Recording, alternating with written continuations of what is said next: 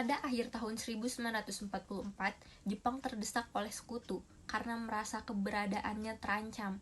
Maka, Jepang memberikan janji kemerdekaan kepada Indonesia. Sebagai tindak lanjut janji tersebut, maka dibentuklah BPUPKI atau yang sering kita sebut Dokuritsu Junbi Kosakai pada tanggal 1 Maret 1945 oleh Letnan Jenderal Kumakichi Harada yang bertujuan untuk mempelajari dan menyelidiki hal-hal penting yang berkaitan tentang pembentukan negara Indonesia merdeka. Dr. Rajiman Widyodiningrat dilantik sebagai ketua dan sebagai wakilnya adalah Ichiban Seyoshio dari Jepang dan Suroso dari Indonesia. BPUPKI pun mengadakan sidang pertama pada tanggal 29 Mei sampai 1 Juni 1945 dengan agenda merumuskan dasar negara Indonesia merdeka. Sidang pertama bertempat di Gedung Choi Sang-in atau Gedung Pancasila yang dihadiri oleh ketua dan wakil serta anggota BPUPKI yang berjumlah 67 orang. Assalamualaikum warahmatullahi wabarakatuh. Waalaikumsalam warahmatullahi wabarakatuh. Saudara-saudara sekalian, terima kasih telah hadir di tempat ini. Pertama, saya selaku ketua akan memimpin jalannya sidang ini. Di samping saya ini adalah seorang wakil dari Jepang dan tentu saja seorang lagi adalah wakil dari Indonesia. Saudara-saudara sekalian, kita berkumpul di gedung ini dalam rangka merumuskan sebuah landasan negara yang akan kita bangun bersama. Dan kita buka sidang pertama ini dengan agenda membahas rumusan dasar negara. Selanjutnya, silakan saudara sekalian yang ingin menyumbangkan ide dan gagasan mengenai rumusan dasar negara ini. Saya harap saudara-saudara ikut berpartisipasi menyampaikan gagasan. Izin instruksi. Saudara-saudara sekalian, saya ucapkan terima kasih telah memberikan kesempatan untuk menyampaikan pidato singkat ini.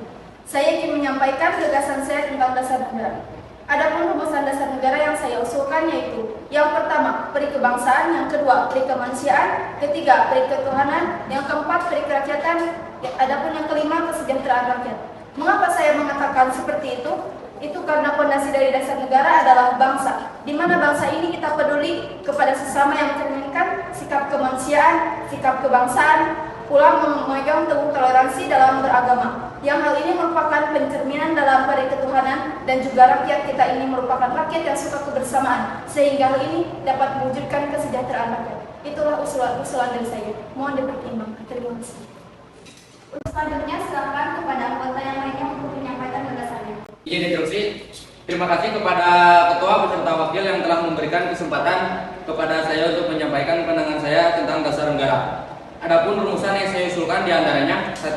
Persatuan; 2. Kekeluargaan; 3. Keseimbangan lahir dan batin; 4. Musyawarah; 5. Keadilan rakyat.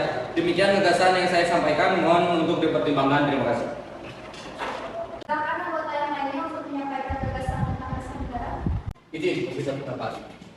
Saudara-saudara sekalian, setelah saya memikirkan ini semalaman, saya berpendapat bahwa negara kita harus berdasarkan kepada: 1. Kebangsaan Indonesia; dan kedua, internasionalisme atau kemanusiaan; ketiga, mufakat atau demokrasi; keempat, kesejahteraan sosial; dan kelima, ketuhanan dan kebudayaan. Saudara-saudara, dasar-dasar negara yang telah saya usulkan tadi, usulannya ada 5. Saya memberi nama kelima dasar negara tersebut adalah Pancadharma. Namun, Pancadharma ternyata tidak sesuai dinamakan karena dharma berarti kewajiban, sementara kita membicarakan tentang dasar. Maka dari itu, setelah saya mendapat saran dari petunjuk teman saya yang ahli bahasa, akhirnya saya memberikan nama kelima dasar tersebut dengan nama Pancasila. Pancasila artinya panca, artinya 5, dan sila artinya asas atau dasar. Di atas kelima dasar itulah kita menginginkan negara Indonesia kekal dan abadi. Barangkali ada saudara-saudara yang tidak suka akan bilangan yang 5 itu, saya boleh peras sehingga tinggal 3 saja yang disebut Trisula. Dan jika saya peras lagi menjadi 1, maka dinamakan sosionasionalisme. Apakah saudara sekalian setuju dengan usulan saya? Silakan mengemukakan pendapat Anda. Terima kasih. Itulah usulan saya. Bagaimana Pak? Usulan apa? Pancasila atau Trisula dan apa? Baiklah, silakan kepada hadirin anggota sidang untuk mendapatkan pendapat tentang usulan nomor Pancasila yang disampaikan oleh Ibu Sekalian. Saya selaku perwakilan dari para anggota sidang menyatakan setuju dengan nama Pancasila yang disampaikan oleh Pak Soekarno. Ternyata para anggota sepakat untuk menyetujui pemberian nama dasar negara yang disampaikan oleh Pak Soekarno, yaitu Pancasila. Saya rasa usulan nama yang diberikan Pak Soekarno ada benarnya. Hadirin, ada beberapa hal yang akan disampaikan oleh wakil dari Jepang. Silakan, Dr. Itzi Balas. Ohayo gozaimasu. Selamat siang hadirin. Saya menyaksikan jalannya sidang dari awal hingga akhir dan menyimak beberapa usulan yang telah disampaikan oleh para anggota sidang. Saya hanya ingin menyampaikan setuju dengan hasil rumusan tersebut yang selanjutnya akan dipertegas oleh ketua sidang. Hanya itu saja yang dapat saya katakan. Terima kasih. Arigatou gozaimasu. Terima kasih kepada Dr. Itzi Balas yang telah menyampaikan sambutan sebagai perwakilan dari Jepang. Saudara-saudara sekalian, tadi kita sudah menyimak bagaimana pandangan tentang dasar negara yang telah disampaikan oleh Mr. Muhyamin, Gubernur Supomo, dan Insinyur Soekarno. Nama dasar negara pun sudah kita sepakati, yaitu Pancasila. Namun mengenai rumusan resmi dasar negara, Pancasila tersebut akan dibahas lebih lanjut oleh Panitia 9. Dengan demikian, sidang pertama BPUPKI dengan agenda rumusan dasar negara kita akhiri sampai di sini.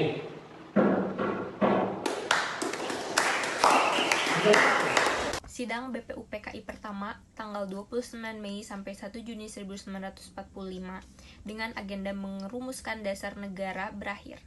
Selanjutnya, dasar negara tersebut dibahas dalam sidang yang dilakukan oleh Panitia 9. Sebagai ketua dipilih Insinyur Soekarno dan anggotanya terdiri dari Dr. Muhammad Hatta, Mr. A.A. Maramis, Abdul Qahar Muzakir, Ahmad Subarjo, Mr. Muhammad Yamin, Haji Agus Salim, Kiai Haji Wahid Hashim, dan Abi Kusno Cokro Suyoso. Panitia 9 menghasilkan sebuah rumusan dasar negara yang terdapat dalam pembukaan Piagam Jakarta atau yang sering kita sebut Piagam Charter. Pada tanggal 10 Juli sampai 14 Juli 1945 dibahas rancangan Undang-Undang Dasar. Setelah selesai dibahas, maka sidang kedua BPUPKI telah selesai.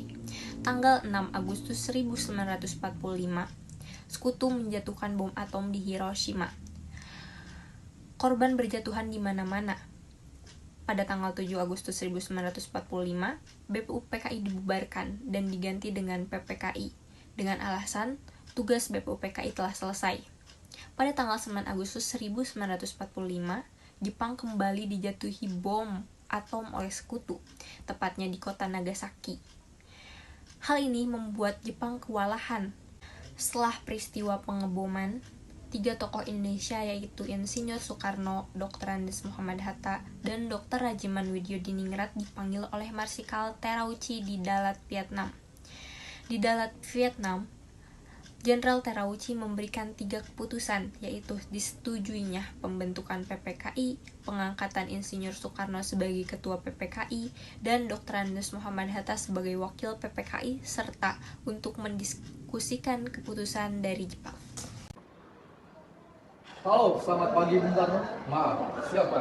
Saya Jenderal Terauchi Panglima Jepang. Bisakah kita membuat pertemuan antara saya, Anda, Bung Hatta, dan Bung Rajiman untuk membahas kemerdekaan Indonesia? Baiklah, kami akan bertanya. Insinyur Soekarno membicarakan undangan Terauchi kepada Bung Hatta dan Rajiman. Selamat pagi. Selamat pagi. Kedatangan saya ke sini untuk membicarakan undangan Terauchi untuk pergi ke Dalat, Vietnam. Untuk apa kita ke sana? Untuk membicarakan kemerdekaan Indonesia. Esok harinya, Insinyur Soekarno, Bung Hatta, dan Rajiman sudah sampai di Dalat, Vietnam. Mereka dijemput oleh Terauchi. Selamat datang. Kapan dan di mana kita membicarakan perbincangan? Kita akan membicarakan hal ini besok di rumah saya. Sampai bertemu besok. Pagi hari setelah menginap di hotel, Soekarno dan kawan-kawan bertemu Terauchi dan melakukan perbincangan. Kita akan memberikan kemerdekaan bagi Indonesia sehingga terbentuknya PPKI yang akan menjadi. Lalu apa saja tugas PPKI? PPKI akan membahas kelengkapan negara saat proklamasi. Kapan pelaksanaan proklamasi? Tak perlu khawatir, waktunya belum bisa ditentukan. Jepanglah yang akan membantunya. Apakah wilayah Indonesia akan meliputi seluruh wilayah Hindia Belanda? Bisa jadi wilayah Indonesia akan diliputi wilayah tersebut. Pertemuan tersebut hanyalah tipuan muslihat dari Jepang untuk membantu bangsa Indonesia tidak berontak. Soekarno selanjutnya mencari tahu bahwa Jepang telah menyerah pada Sekutu. Hari berikutnya Soekarno dan kawan-kawan melakukan rapat koordinasi, yaitu Bung Karno, Hatta, dan Rajiman. Bu, rasanya saya belum yakin jika Jepang telah menyerah pada Sekutu. Kalau begitu kita harus diskusi lebih lanjut dengan saudara Indonesia. Lalu saya Baik golongan tua maupun golongan muda untuk memproklamirkan kemerdekaan Indonesia. Setelah mengetahui kekalahan Jepang, para pemuda menemui Insinyur Soekarno dan Muhammad Hatta di rumahnya untuk mendesak Insinyur Soekarno dan Muhammad Hatta agar mengumumkan kemerdekaan saat itu juga, dengan Sultan Syahrir sebagai juru bicara. Bung Karno, Jepang sudah kalah. Seharusnya kita cepat memproklamasikan kemerdekaan. Kita tidak bisa begitu saja memproklamasikan kemerdekaan Indonesia. Kita harus membicarakannya pada rapat PKI. Kita tidak mungkin membicarakannya dalam rapat PKI, karena PKI itu dibentuk oleh Jepang dan kemerdekaan Indonesia harus dari usaha negara itu sendiri, bukan dari negara lain. bukan begitu. Kita memang harus membicarakannya dalam rapat PPKI, karena PPKI yaitu badan yang bertugas untuk mempersiapkan kemerdekaan Indonesia.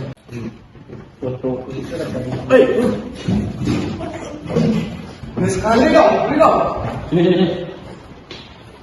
Ada apa ini? Kenapa kami dibawa ke sini? Maksud kami agar Bapak segera memproklamasikan kemerdekaan. Saya sudah mengatakan bahwa kemerdekaan Indonesia harus dibicarakan dalam sidang PPKI terlebih dahulu. Bapak benar, karena PPKI lah yang akan memutuskan kapan kemerdekaan Indonesia. Lagi pula Bapak kan ketua PPKI. Bapak tidak mungkin mengambil keputusan tanpa memberikan anggota PPKI yang lain. Setelah mendapat kesepakatan, diutuslah Yusuf Kunto untuk mengantar Ahmad Subarjo ke Rengas Dengklok. Mari Pak, saya antar ke Rengas Dengklok. Ayo kita segera ke sana. Saya rasa di sana pasti ada terjadi perdebatan yang sengit. Mari kita segera berangkat. Rombongan Insinyur Soekarno akhirnya sampai di Jakarta untuk sesaat pulang ke tempat masing-masing, lalu langsung menuju ke rumah Laksamana Maeda untuk merumuskan naskah proklamasi. Oh, ayo Mas, silakan masuk. Bapak. Tunggu dulu, Bung. Bagaimana kita akan mempersiapkan teks proklamasi Indonesia di rumah seorang laksamana Jepang? Tenanglah, kalian selama di rumah saya akan terjamin keselamatan. Baiklah, di ruangan mana kita dapat?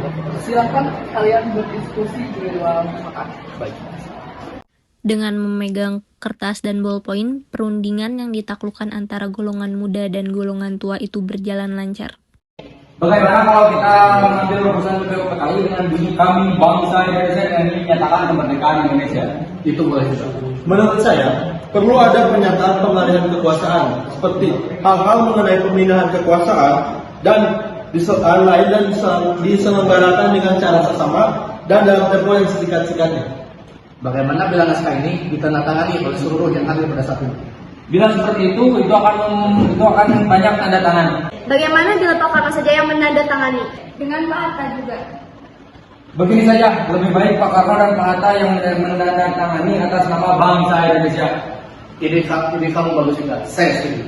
Bagaimana jika naskah ini dikritik oleh saya, tapi harus ada beberapa perubahan seperti wakil-wakil bangsa Indonesia diganti atas nama bangsa Indonesia dari Jakarta 17 bulan 8 45 diganti menjadi hari 17 bulan 8 45 dan juga tempo menjadi tempo. Setuju? Setuju. Mereka. Setelah itu datanglah Latif dan Sud untuk menanyakan bendera merah putih yang akan dikibarkan pada saat proklamasi. Pak, kita membutuhkan bendera merah putih untuk dikibarkan sebagai tanda merdeka suatu bangsa. Ya, saya sudah tahu. Maka dari itu, saya sudah meminta istri saya untuk. Iya, ini sudah saya jadikan. Baik, terima kasih ya, Bu.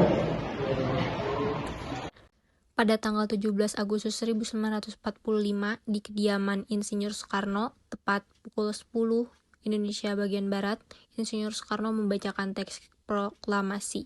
Selanjutnya dengan pengibaran bendera merah putih oleh Suhud dan Latif. Proklamasi kami, bangsa Indonesia, dengan ini menyatakan kemerdekaan Indonesia.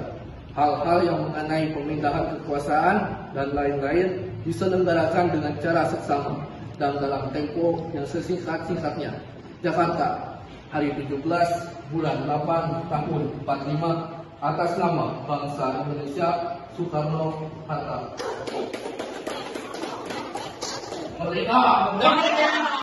Akhirnya berita proklamasi telah menyebar dengan cepat ke seluruh wilayah Jakarta. Pada tanggal 18 Agustus, PPKI melakukan sidang yang kedua dihadiri oleh Insinyur Soekarno, Muhammad Hatta, Rajiman, dan para pemuda lainnya. Assalamualaikum warahmatullahi wabarakatuh. Sebelum melaksanakan rapat PPKI kali ini, mari kita menyanyikan lagu Indonesia Raya. Hadirin dimohon berdiri. Hiduplah Indonesia Raya. Hadirin duduk kembali. Di sini kita akan menetapkan Undang-Undang Dasar 1945 dan dijadikan sebagai dasar negara, memilih presiden dan wakil presiden serta membentuk KIP, Komite Nasional Indonesia Pusat, untuk membantu pekerjaan presiden sehari-hari. Ya, kami setuju. Apakah saudara-saudara saya setuju? Setuju. Baik, sekian pertemuan kali ini. Merdeka! Peristiwa sidang PPKI ini begitu berharga, dan peristiwa itu telah mengubah segala sendi kehidupan bangsa Indonesia. Peristiwa proklamasi kemerdekaan telah menjadi momentum puncak perjuangan bangsa Indonesia. Oleh karena itu, kita sebagai generasi penerus bangsa harus berprestasi dalam rangka mengisi kemerdekaan tersebut, bukan malah menodainya. Kita harus bisa membalas budi para pejuang tanah air zaman dahulu dengan cara mempertahankan kemerdekaan Indonesia. Indonesia, tanah air beta, pusaka abadi nan jaya. Indonesia sejak dulu kala tetap dipuji-puja.